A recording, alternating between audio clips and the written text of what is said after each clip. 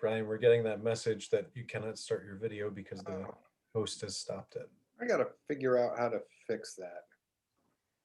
Thank you. I was looking for chat and there's not chat on this one, I think. So thanks, Josh, for remembering to unmute.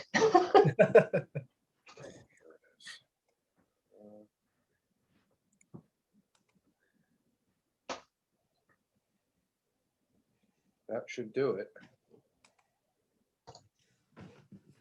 Okay.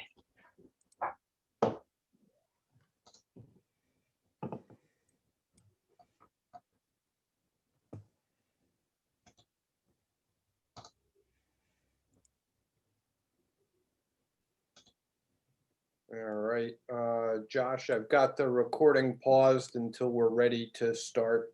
Okay.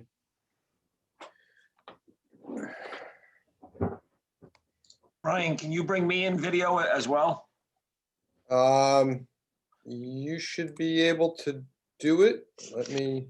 I had gotten the same message Josh had. If you press the start video button down on the bottom left of your screen, you Okay. might be able to. Here we go. Yep. Oh, unless you're sitting in a completely blacked out room. Or you, there you go. There you go. I was just gonna say, cover over your camera. Yep. You're doing that cool thing where you go in the immersion bubble, you know, to just have no sensory stimulus. Are you guys familiar with this? The sensory deprivation chamber. Yeah. When I lived in Chicago, there was a place that did that. I never tried it, but it was apparently a thing to do. Go sit for an hour in like a tank of water in the total dark. So. Yeah, did you see that movie Altered States where No. oh, it's an old John Hurt movie where he would go into one of these wet tank sensory deprivation chambers and would actually convert into some primal state.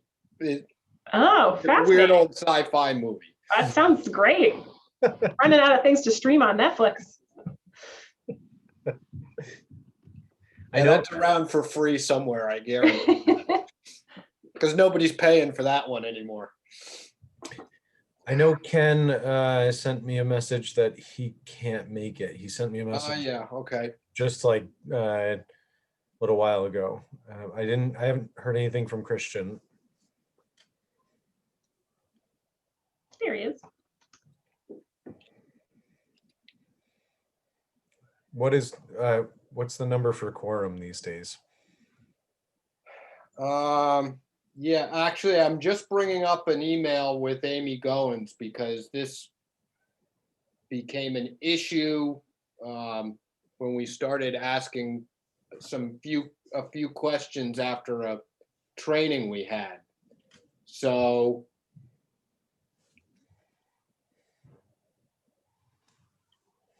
the quorum is based on the entire body. Uh-oh. So you have a body of 7, you need 4 for a quorum, and Joe as ex officio does not count toward the quorum.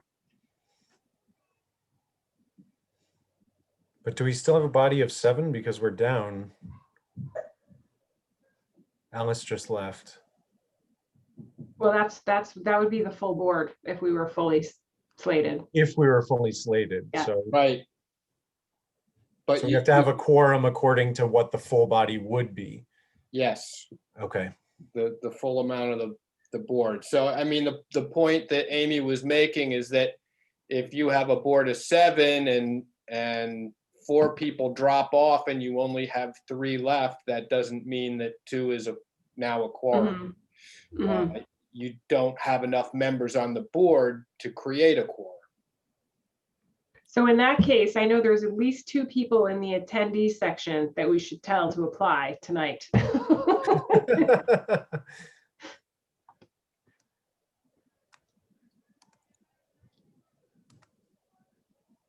Yep, there's 3 people in there. So if we don't have a quorum, we don't really have a meeting, right? We'll just talk to those people and not do our agenda for a few minutes. We can bring them in and chat. It does not qualify as a We won't do board business. meeting. We've issued public notice. You can talk, you can't vote. There will be no official minutes of anything that transpires here because it's not a meeting.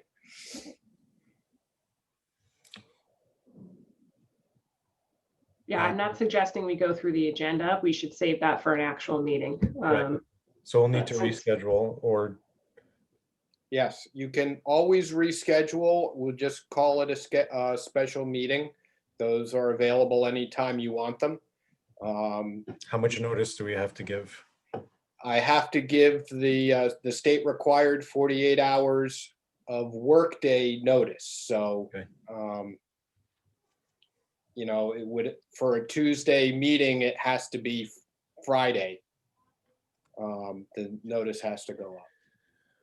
Do we want to look at dates that would work in the coming week or two, and then rope Kenny into one of those days?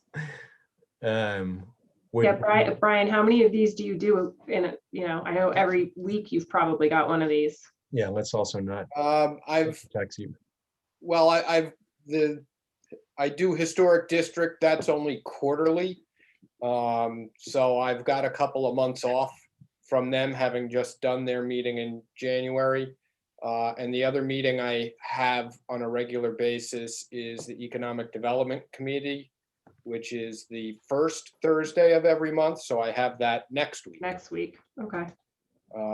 There's nothing that constrains you to Thursdays. Yeah. And the beauty of being in Zoom is I don't have to go check a meeting room schedule. Yeah. The only conflict we do have is we can only run one webinar at a time. So if the planning board is meeting, we can't do that.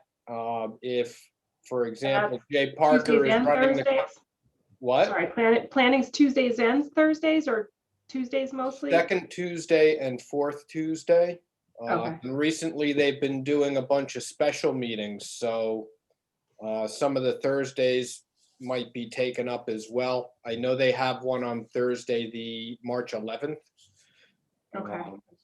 I have a conflict that night too. Well, yeah, we can, I mean, So Also know- I'll just pull up my calendar and you All right. guys can talk and I can, Well, and I also know that Kenny's on at least a couple other groups, right? So he's on the bicycle and pedestrian.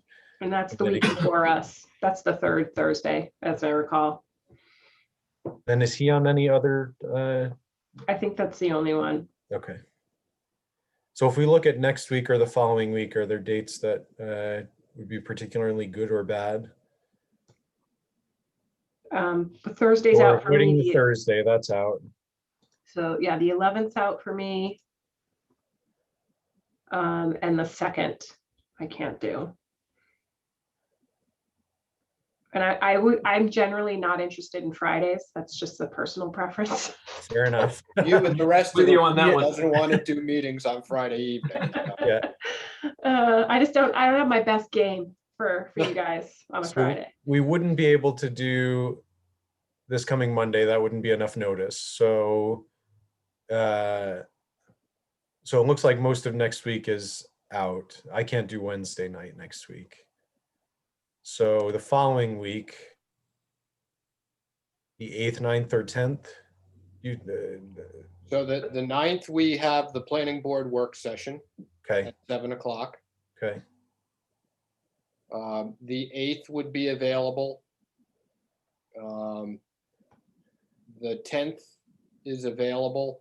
And the 11th, we have a planning board special meeting at 7. So the rest of the committee, are the 8th and 10th options?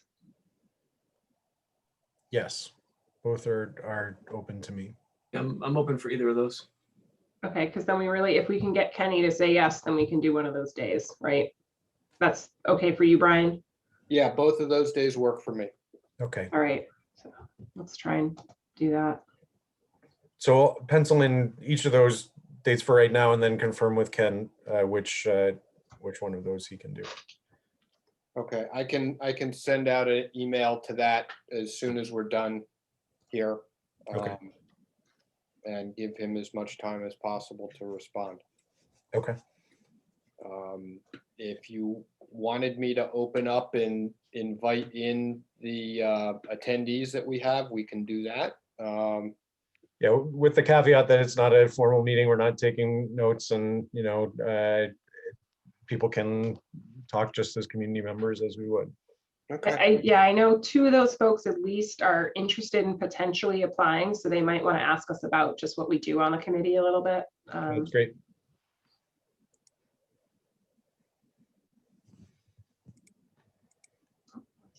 Come on.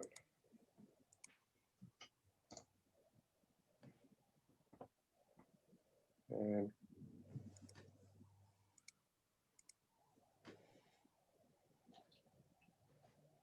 Hello. Hello. hello. Here we go.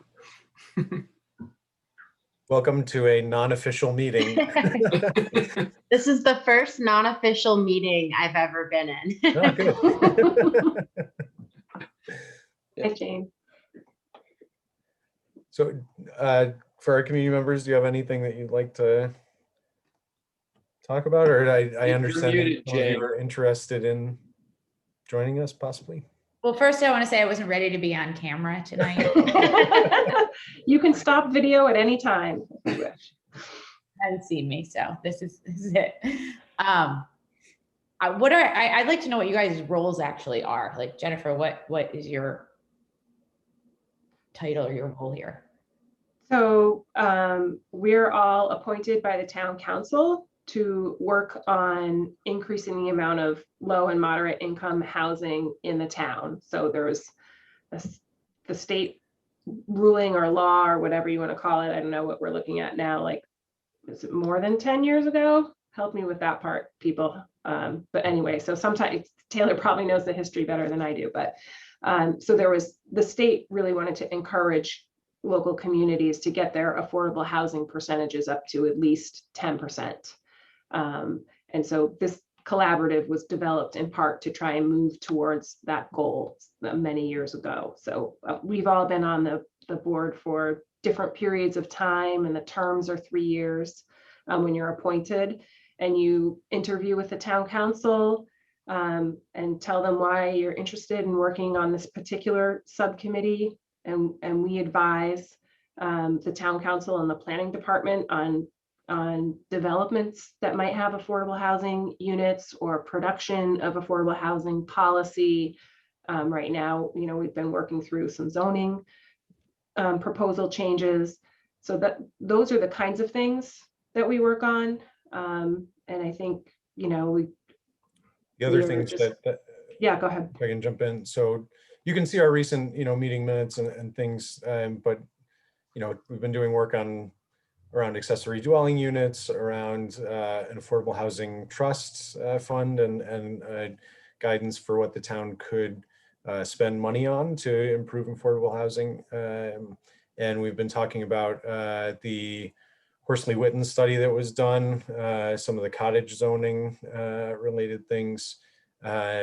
We also, as a body, advise the planning board on a variety of different things. So when there's a new development, there's certain statutes that require different things from the developers, and we'll take a look and give an advisory opinion on certain developments that are happening in the town. Okay, thanks. So, and I serve as the chair right now. And Jen, are you officially the vice chair right now, or I can't? I'm the secretary, but The Brian does all the work. It's really unfair. I think I'm vice chair. You're the vice chair, For Kristen? what it's worth. Yeah. We have a very hierarchical structure. Yeah, yeah. We're very serious about our roles.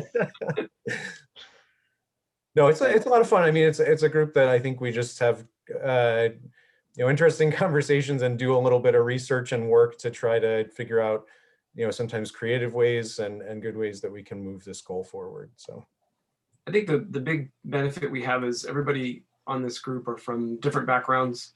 I joined, I guess, maybe 2 years ago, 2.5 years ago. My background is finance, mortgage finance, and I had done a lot of financing for affordable housing units, but also born and raised here. And I see firsthand in my career when I work that there's such a lack of any housing right now, actually. It's just affordable housing, you can find a house in general. So that's really why I got involved in it. And I was pleased to see how diverse the stuff that we do is. I mean, it's everything, as Josh was saying, and Jen, from advising on new developments that are coming in, or coming up with some new legislation ideas, and also even we have a teeny tiny little bit of money, and if a project comes across with a nonprofit who's looking to do some further investigation on something that's going to be in our realm, affordable housing, we'll possibly recommend that the town give them a little bit of seed money to start up with, so a very small amount.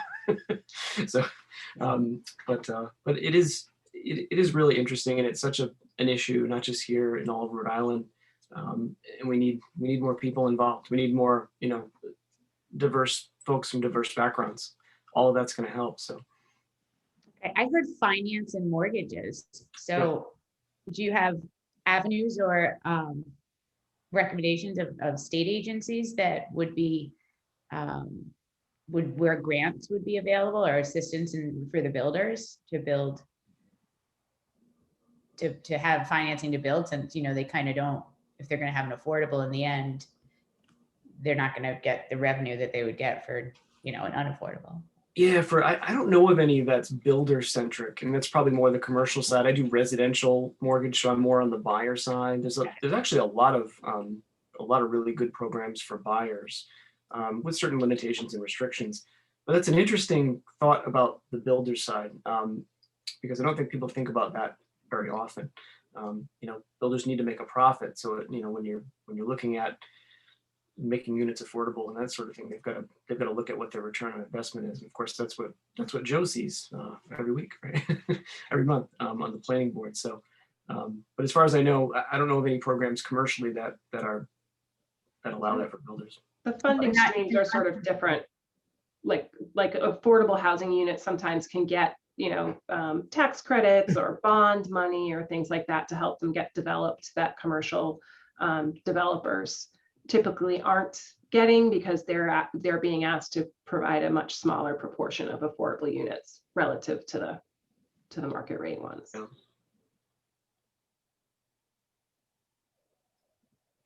you have other questions about the work we're doing, or any comments about Okay, about this is affordable another housing? question. If we're looking for, I'm looking for information. Yep. Is there a set cost of, say, an affordable 2-bedroom house in South Kingstown? Or is it set by, as like maybe the house becomes available that's already the deed restricted, and then the price is set then at the time of the sale or the transaction? Or is it there like a common, say a two bedroom home in South Kingstown? How is the formula made to decide how much a house is going to be sold for or purchased for? So yeah, go ahead, Taylor. Well, no, I was going to say, I think it is basically set by, what is affordable to a family of, if it was a 2-bedroom house, it would probably be a family of 4. What is affordable to someone making, 80% at the maximum of the area median income, and paying only up to 30% of their income towards their mortgage, insurance, and any taxes. And so it's based mainly on like the mortgage rate. When you come right down to it, that's going to be the most significant factor, because area median income doesn't move very much in the USA, unfortunately, and so it's basically a function of like the mortgage rate. So if the mortgage rate is extremely low what someone at 80% of area median income or 60% of area median income can afford is obviously more. If the interest rates are high, they're going to be paying more in their mortgage. And so that maximum price for that affordable unit, that low and moderate income state affordable unit, would then be set lower. And so it's based on, like the mortgage rate mostly, and people's income up to 80% for affordable units. Right. So it's tied to that median income and 80% of it. And then there's the question of, if a property is deed restricted to be affordable, then folks need to qualify for affordable housing to get into that unit. They need to show that their income sort of fits. I get that, but I'm not sure I'm understanding where, okay, so let's say that Joe Smith has a 2-bedroom house that has been deed restricted for 30 years. Yep. And he would like to sell his house. And now Mary Beth comes in and she would like to buy the house, and she fits the affordable guidelines, but now how much does the house cost? Like as far as I understand, the state is overall gets the last say. You can't, the seller doesn't get to just pick whatever they want. Right. So how do they pick how do they set because they're listed on MLS. So how are they picking and just setting the price that's on MLS when it's not contingent on who the buyer is? You follow me? Yes, but they would, I think basically there is that maximum that's based on, for a buyer, like a household of 4, let's say, if it's a 2-bedroom house, like the maximum 80% of income, 80% of, area median income, what they can afford, paying only up to 30% of their income towards the mortgage, insurance, and taxes. And so there's basically a calculator that someone at the state or there's other nonprofits that have that. And for South Kingstown, there's a certain understanding in terms of what the taxes will be. And they'll basically spit out a number. So for South Kingstown, it would probably be like around, I'm not sure what like the most recent number, is. I think 3 in our work session, they said somewhere in the neighborhood of 300,000.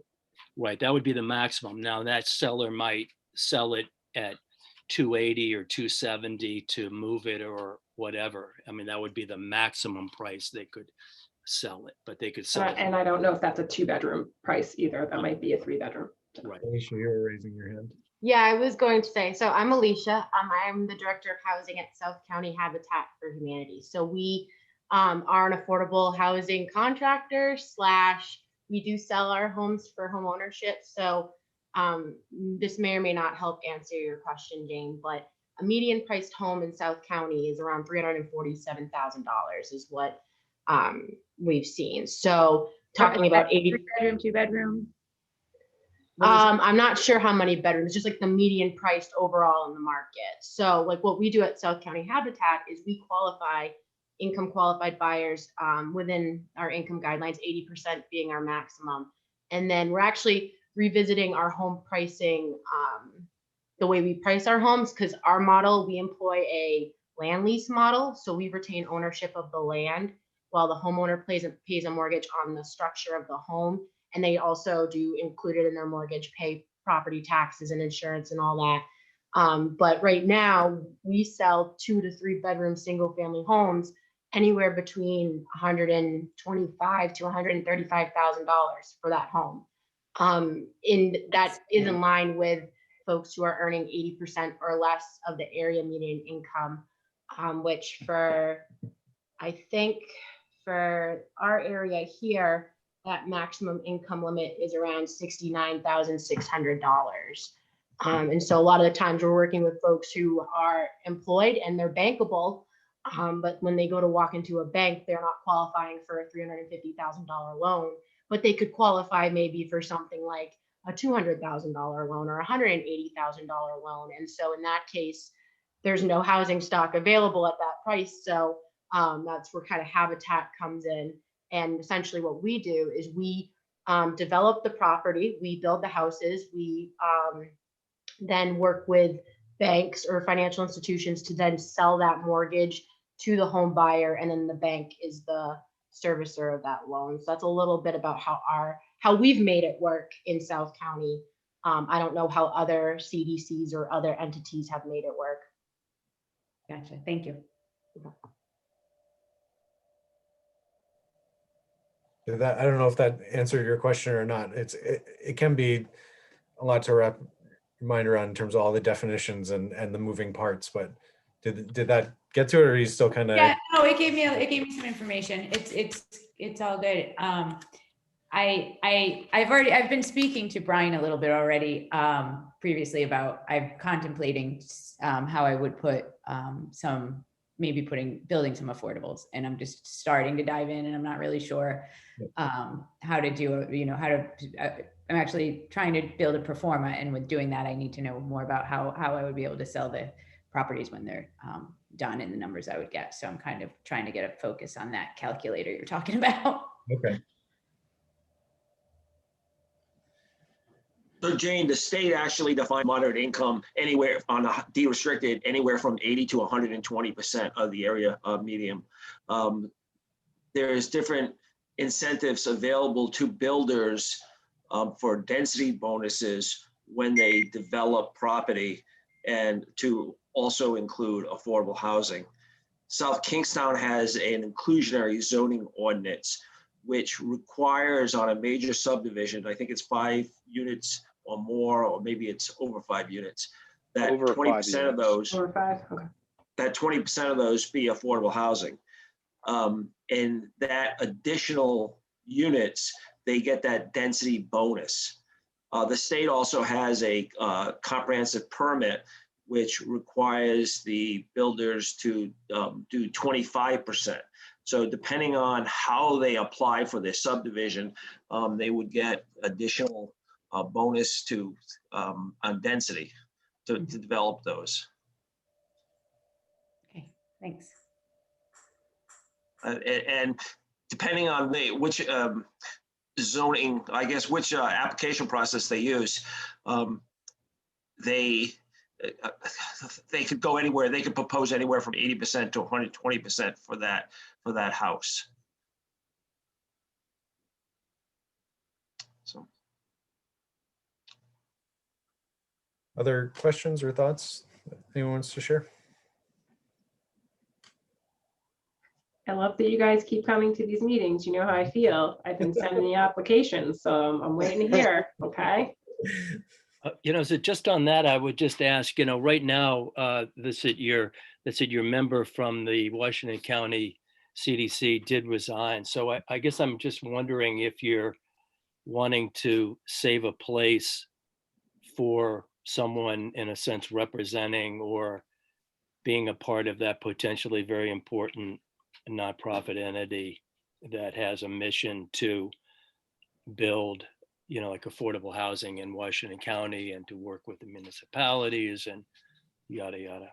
Yeah, I think as Christian was saying, we appreciate diverse perspectives. And so someone who's an affordable housing developer, I think we have someone here of our guests who, so I don't know that we would necessarily slate a seat, for the organization itself. Certainly if someone else at Washington County CDC wanted to be on the group, we were obviously looking, but I don't think we have anything, formally slated that, any organization has a position. Right, and like there are 3 or 4 vacancies now. 3 vacancies. Three.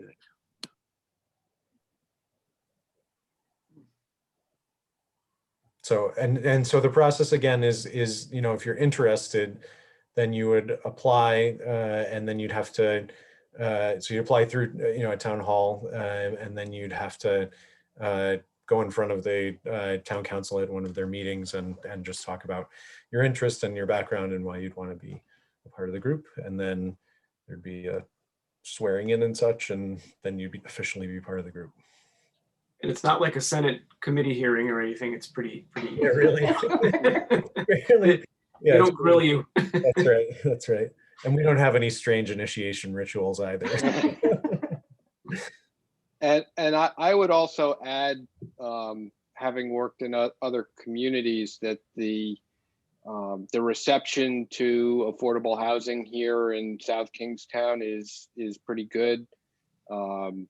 Joe Murphy here is our liaison with the planning board. The planning board is receptive to discussions on affordable housing. Town manager is very receptive to discussions on affordable housing. And we just did a joint meeting between the Affordable Housing Commission, the planning board, and the town council. And everybody seems to be pretty much on the same wavelength in terms of recognizing the need down here in South County for housing that that is realistic for people, because too much right now is just out of reach, and we're losing important elements of our society. The starting teacher can't afford to live here, the starting policeman, firefighter, not to speak of other support industries, people working in stores and whatnot. And you need to have all those aspects to have a diverse community environment. So it is important. So, and I think as a group, I would say, if I make our pitch for the group that we have here as a good group to work with, I'd second what Brian said first, that there's a lot of receptivity among those different groups, which is great. And then second, we talk about affordable housing, capital A, deed restricted, but this group has also very much been engaged in conversations about housing affordability more broadly, and what we can do as a town to improve that as well. And so a lot of the things that we've had on our docket, comes from, conversations with community members. It comes from conversations and research among ourselves, from our town manager. And then we dig into these things and create, we're in a place where the next time we meet officially, we'll likely be voting on two big things that we've been working on and getting them in front of the town council. And so it's a place where we can also get things done, and important things done. So if that's another piece of the pitch I'd put out there. And it's a very nice vibe. This is a very productive team. I love being on this collaborative because it's one of my most productive meetings that I have. Like, the time here is very well spent. So props to all of my fellow team members. It's really been a great group to work with. Yeah, I was looking at your minutes from the last meeting. So I'm assuming that the two things, Josh, that you're talking about are the tax abatement for affordable housing and the changes to the housing fund ordinance. So my question would be, was these two topics, were these redeveloped conversations that you're moving forward? And then my second one is, based on your recommendations, what do you think is the likelihood that these two things would be passed by the town council? I mean, it sounds like they're fairly supportive, but I don't know what that process is like. Yeah, I can't speculate, and I don't know if it's appropriate for us to speculate or talk about, votes coming up or anything. Right. Like, I mean, I think that I can speak somewhat to the history. I mean, if you go, it would be a lot of research to go back through all the meeting minutes and see, but they basically, as I mentioned, they kind of came up somewhat organically through, conversations with the town manager, conversations with the planning board, conversations that were, research that had been done previously, other studies that have been done over the years, thinking creatively about. So those two things came up, I think it's been a couple of years now that the accessory dwelling units conversation has been going on.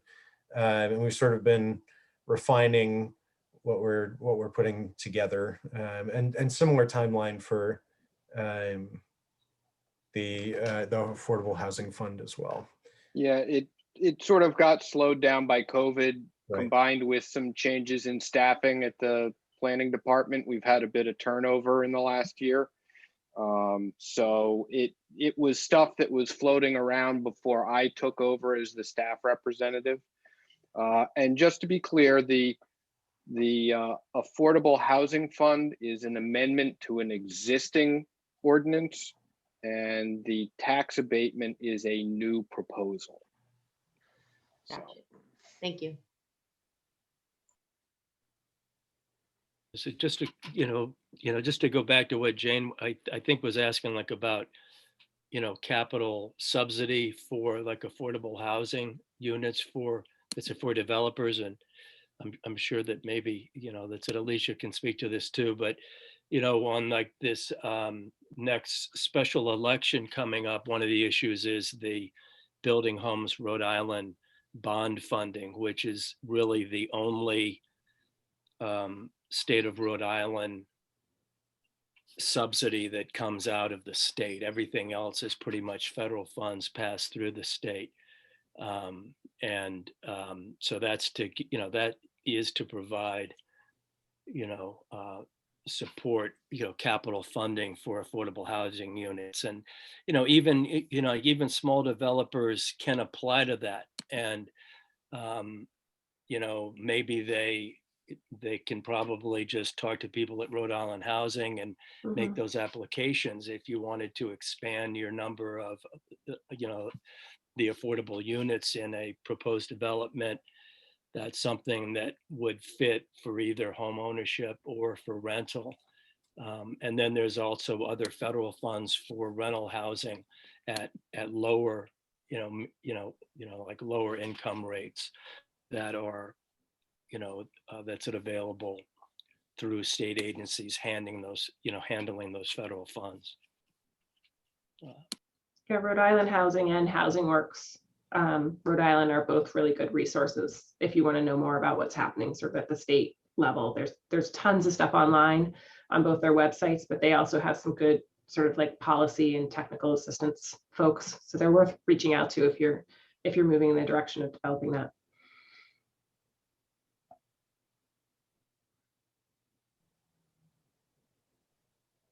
All right, anything else? Sure. Thanks for coming. Yeah, Appreciate it. hope to see you apply. And you're always welcome, either way. Yep. Anybody who's interested in applying or has any questions, you can always contact me at the planning department and either talk to me or I can put you in contact with one of the members. The application materials are all right on the town website. If you call up the homepage, I think it's like the top item in the left-hand column is boards and commissions and applications. So you can get into it right there.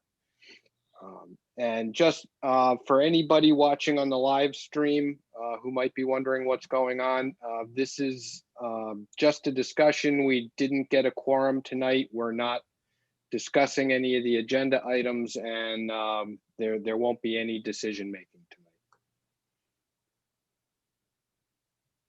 tonight. And at that point, if there's nothing else to talk about, I'd suggest a motion to adjourn, but we never convened, so We can't vote on it. kind of unnecessary.